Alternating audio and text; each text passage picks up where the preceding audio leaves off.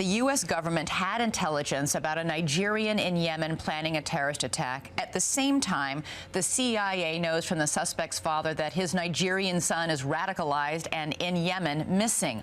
Why didn't anybody put this together? Well, there does appear to be a failure here at either CIA or the new National Counterterrorism Center. I think the criticism of Homeland Security misses the mark because Homeland Security didn't get the information. And you can't blame a department if they weren't informed. The intelligence community seems to have failed here. When they received information that someone was planning an attack, that should have become priority number one. Go out and find any shred of information related to a Nigerian in Yemen. If we had put it together, we would have known that A, an attack is coming, B, the suspect is Nigerian, even his name, and that he was already on the no-fly list in the UK. I mean, this all could have prevented this attempt on Christmas Day. Elizabeth, every president has a moment when he gets very mad at his intelligence community. It's happened since Eisenhower. President Obama has had his moment early, and that's a good thing because he can now shake up the intelligence community and give it a new sense of purpose and vigor. Because right now, it doesn't seem to understand that there is a real threat, and when information comes in, you have to run with it. You have to go to battle stations. But isn't this the kind of basic stuff we were talking about right after 9/11? It's exactly the kind of stuff we were talking about for a decade before 9/11 that the public became aware of during the 9/11 Commission. It hasn't been fixed. There's a business-as-usual attitude in many of the agencies, particularly in the CIA. We now also know that there's more information emerging that this suspect was radicalized and perhaps even recruited by al-Qaeda while attending school in London, a school known for radical Muslim activity. He was president of a London student Islamic society. He is the fourth president of such a society to face terrorist charges in 3 years.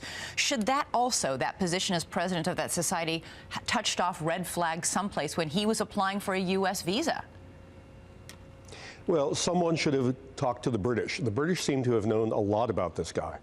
And given the information that we had, that a Nigerian was doing something in Yemen, there should have been discussions with British intelligence. That's the normal thing that happens.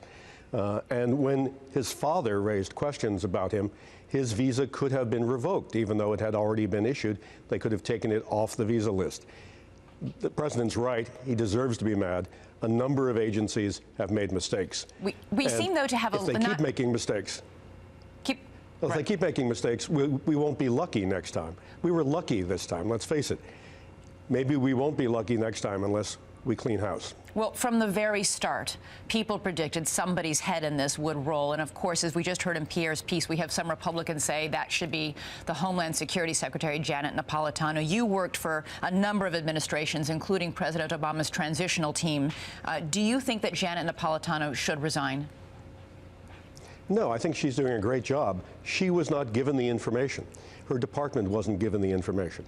She inherited a TSA that needed a lot of work. She's appointed a great guy to run the new Transportation Security Agency, but the Senate hasn't confirmed him.